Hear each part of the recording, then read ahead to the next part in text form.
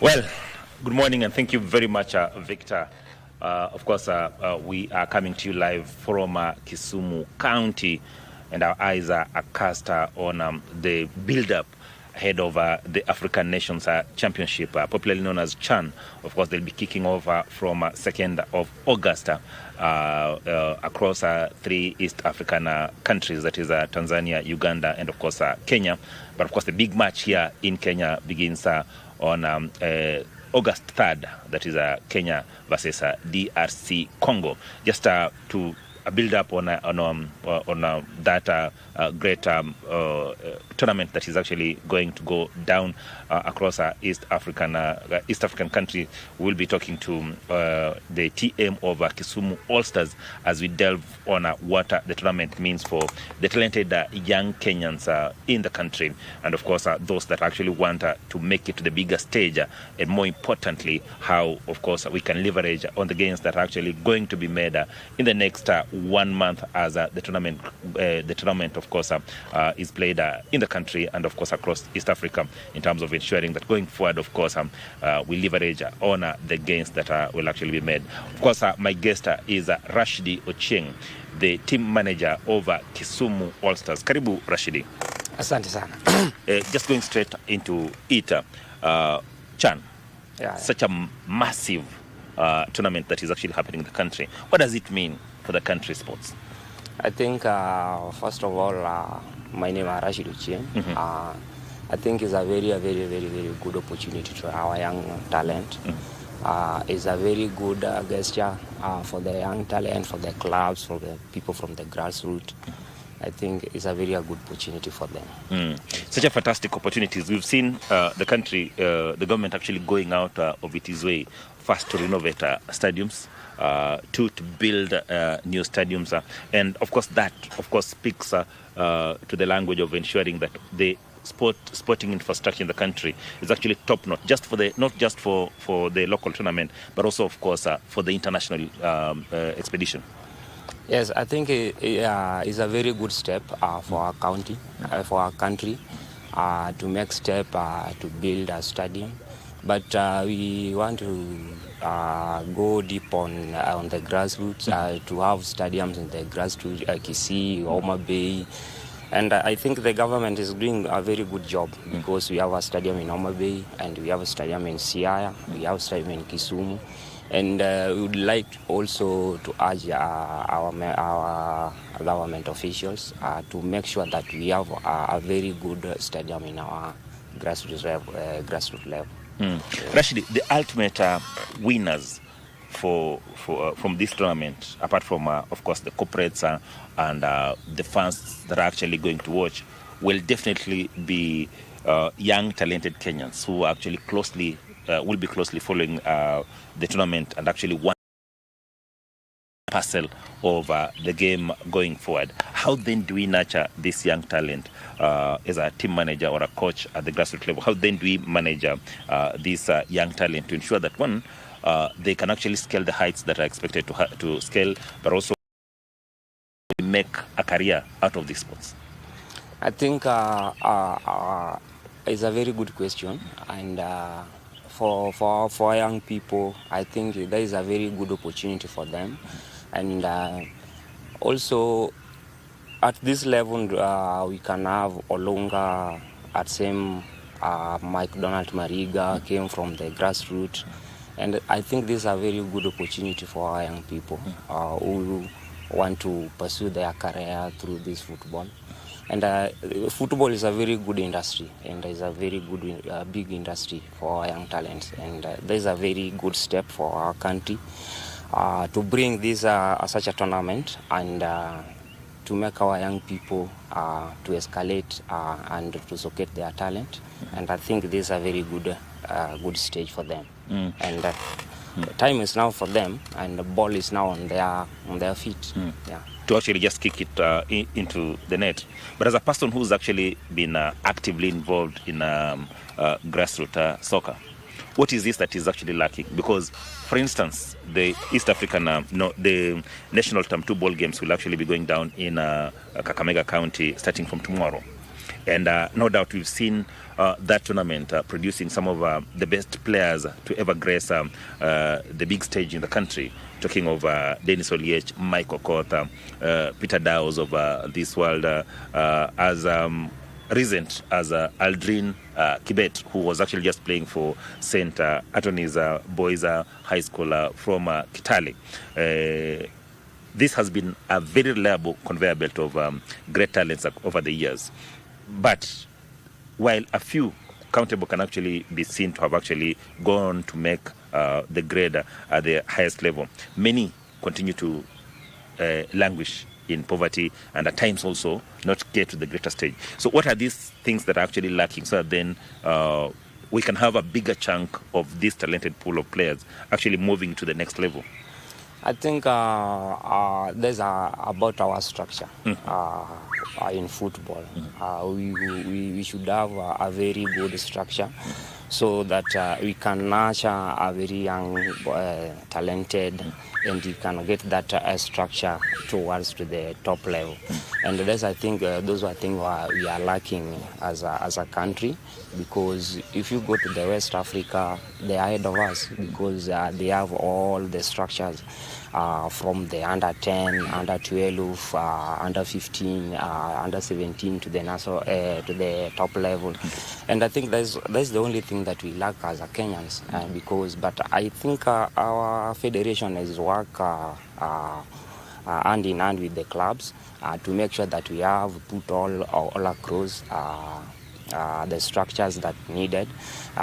If you look around in Kisumu, we have a youth league is really going on, and our FKF branch chairman is really doing a very good job to make sure that we put all the setups so that when we have a player in the primary school like JSS, and we can follow up from there to the level. So the only thing that we are not doing right is that we are not doing the follow-up.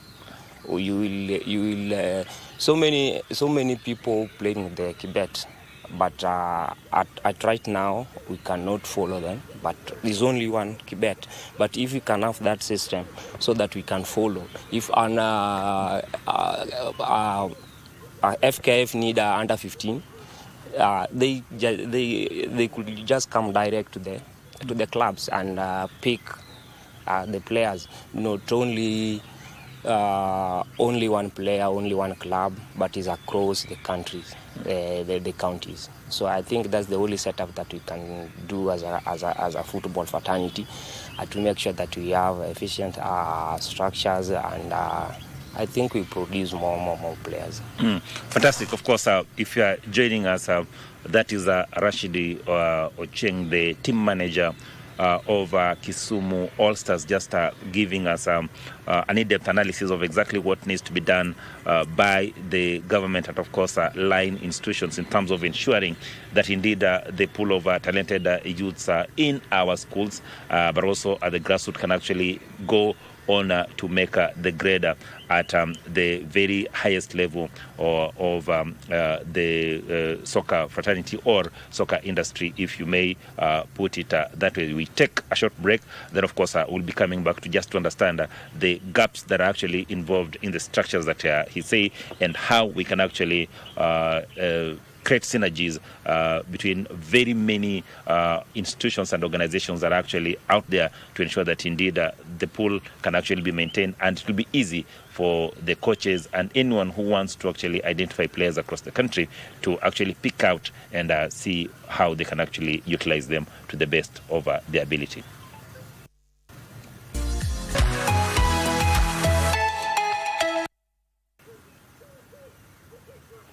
Fantastic. Welcome back. Of course, we are continuing with our discussion around the benefits that will be derived by the talented youths in the country, and of course the country as it hosts the African Championships, popularly known as CHAN. And with me, of course, is Rashidi Ochieng, the team manager of Kisumu All-Stars, who is actually been giving us a detailed account of exactly how or what it involves to grow soccer at the grassroots level. And just before we went to that for that short break, we were discussing about the structure, how we can actually ensure that indeed those talented kids from the very basic level of our education system can actually move on onto the next step up until to a level where they can actually join paid ranks. And of course, schools play a very important role in this.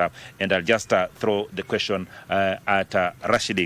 Looking at our institutions, of course, institutions away from academies, because we are actually seeing very many former internationals, including McDonald Mariga, Michael Olunga now, and very many other former internationals are actively involved in either starting up academies or actively involved in coaching. However, the academies that are actually provided, one are either do not have sufficient equipment that can actually ensure that these kids move onto the next level, or alternatively, some of them are very expensive and are out of reach of an ordinary mwananchi. One other area that we know for a fact that will actually provide a very reliable route towards achieving their goals is schools. How then do we ensure that these schools are actually well prepared in terms of not just the preparing the kids, not just for academies, but also in the curriculum activities? Thank you very much for that question. I think one, I will go back to our field. I think we should make sure that we have a sufficient fields in our areas. And that job, we cannot leave it to the national government only. I think our county governments should just step up and make sure that every school have a very good condition field. And also we make sure that we have equipment, some things like boots, balls, and uniforms, babes, so that I think our boys should look nice. And I think from those few things, if you can step up on, I think we can do a very good job, because also we have a trained coach. And nowadays school is now trying to bring up the qualified coaches which are really qualified by the FKF. And I think if we are going forward this way, I think we are going to get a very good quality players. But the big thing in the house is we have to do more in our grassroots to build the stadiums, to look like Kisumu Day. Kisumu Day is only have one pitch, and the condition of that pitch is not good. And I think if we can do more to have a very quality pitches and quality coaches and equipments, I think we can do much better. True, because Rashidi, I went to a guy mixed secondary school, the representative of Nyanza region in the Term 2 ball games finals in Kakamega, and the pitch was tiny and slanted, slightly slanted, right? I went to Madira Girls Secondary School in Vihiga County, a team that has produced close to 4 players in the national team under 17 that went to play in Dominican Republic, the World Cup, right? Yes. And the pitch was tiny. So indeed, there's need to actually look at the infrastructure of this in the schools. However, the other thing that we'll also need to ask ourselves is that after schools, where do this talented pool of youths go to? And we are looking at teams like Kisumu All-Stars. We are looking at grassroots-based teams, non-community clubs at the very basic level. How then do we propel these teams into outfits that will be attractive to the youth, so that then a young person, a talented young person looking at a player in the village who plays for Kisumu All Stars does not see problems, but sees a future that they can actually pursue aggressively. Thank you very much, Ashola. I want to take you back when the Kisumu All Stars were formed. I think Kisumu All Stars were it was there before, and later around 2017-2018, our governor stepped in and revived the Kisumu All Stars, and the vision of governor, it was to nurture talent, so that Kisumu All Stars can be a stepping stone to the younger one from the high school. And the problem with our system of those schools nowadays, they are now being too much in business, and not only for the growth of those talents, but if it's good, I think we have the communities clubs like Kisumu All Stars, we have Sabana, we have Kakamega Homeboys, and we have some small clubs from the counties. And I think those are the area that we can nurture those talents. From the high schools, they can step in there, they're playing the league match.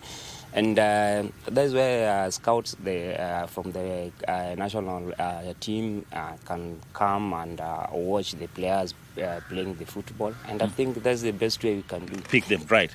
But the question then that begs is, Rashidi, for a very long time, we had stories of teams like Kisumu All Stars, teams like Shabana, teams like Mhoroni Youth. For a very long time, these teams cannot sustain themselves. What is it that they're doing wrong, that they're not able to attract corporates, so that then corporates can actually work with them, county governments can actually work with them, or any other well-wisher can actually work with them in terms of ensuring that indeed these clubs are run efficiently and can actually provide a viable option in terms of employment for the talented youth? I think it's our system. I think it's our system because if you compare Zambia, the league in Zambia, and you compare with our league, the gap is big, because in Zambia there's a policy there that any corporate should have a team, and I think that's the only thing that we can do in our team. But the problem with our system, I don't know if something that we can work on, but Kisumu All Stars and Moroni, we have tried to approach the corporates to come and support team, but we do the proposals and all that, but it's not materialized. I don't know where the problem is. But is it because the way these teams are structured? Is it because of the politics that surround some of these teams?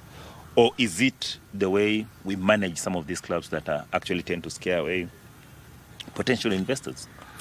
I think maybe if I talk to our fellow colleagues from the Moroni, I think some maybe is about the leadership in the club, some of the structures of the team. I think it can lead us to that. But again, I can urge the corporates to approach those teams, because like Kisumu All Stars, we have a very big followers, like 37,000 followers from Kisumu. Okay, so I think if they come on board, our door is open, and we are able to give them what they need from us, and to take the club, because the bigger picture is not us, but it's the players. You know, if they come in and players, they can get employment again, I think it can help them propel their what they need in life. And so the only thing I can urge the corporates to chip in, to knock the doors. We already knock, and if they can give us that chance, I think I can really appreciate. Talking about the support, 37,000, you say, is quite a big number, right?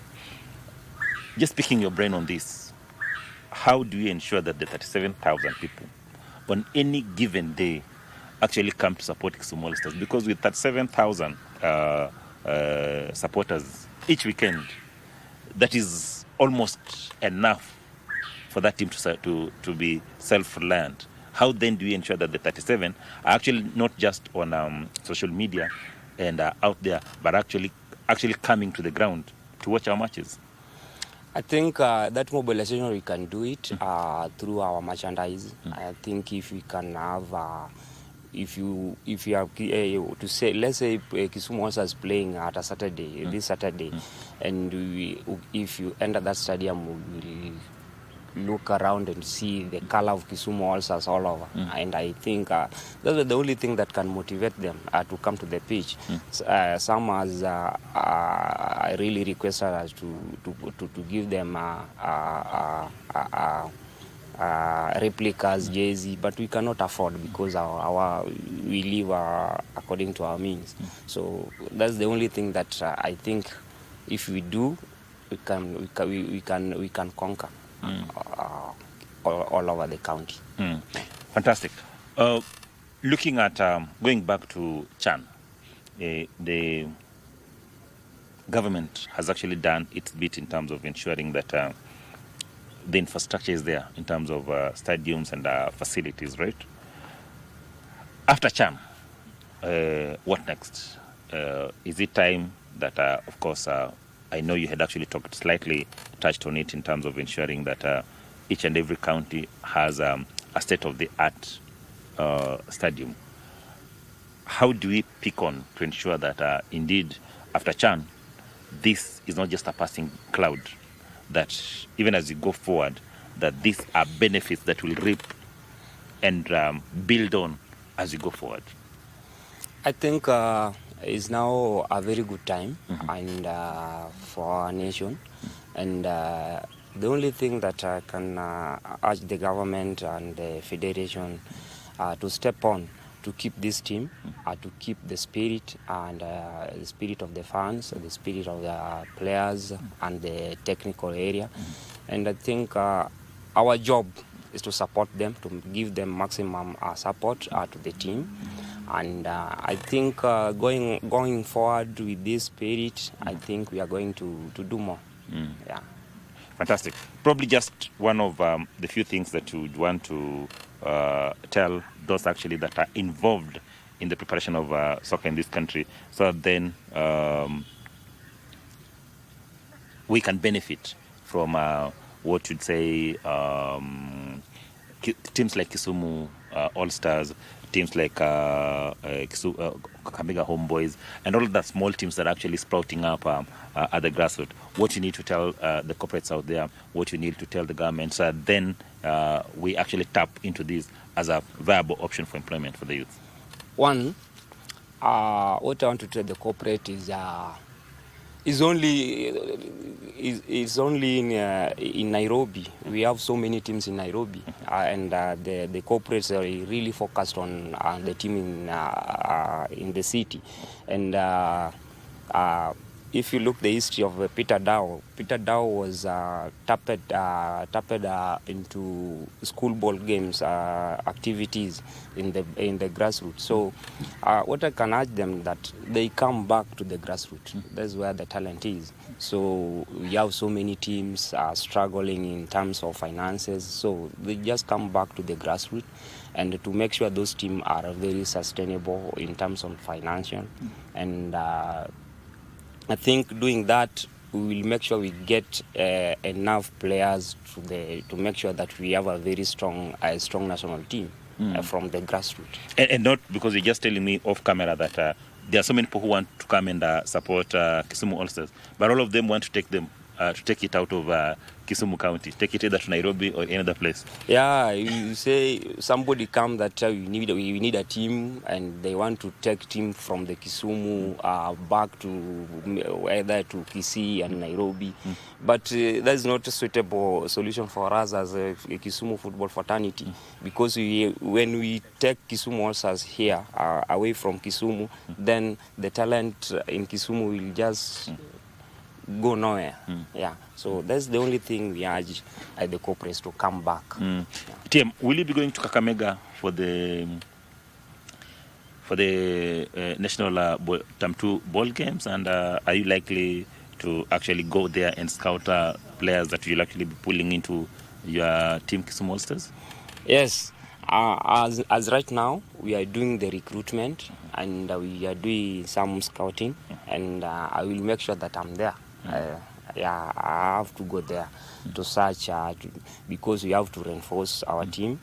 Like right now, I'm going to lose about 9 players in my first 11. So I have again to look how I can get and replace because our job is to make them and to let them make go. them ready for the bigger stage. Yeah. Fantastic, Rashidi. Thank you very much for gracing this show this morning. Of course, we'll be calling on you in future so that then we can actually continue to have this discussion around soccer and grassroots soccer in the country. That is Rashidi Ochieng, the team manager of Kisumu All-Stars, giving us a comprehensive look at exactly what needs to be done in the country's soccer sector, and more so now that the country is actually hosting the African Championships, popularly known as CHAN.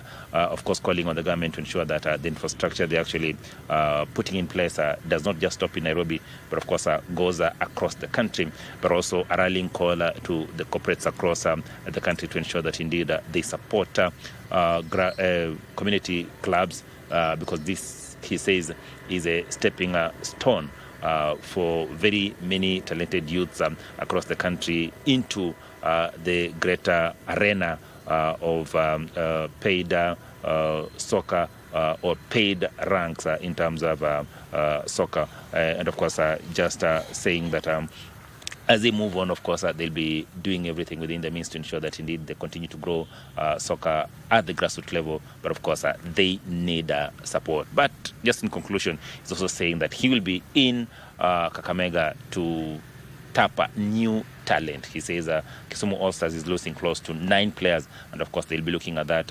extravaganza in Kakamega County to ensure that indeed they can actually refill the gap that has been left by the 9 players. My name is Achala Simon, of course, taking you back to Broadcasting House.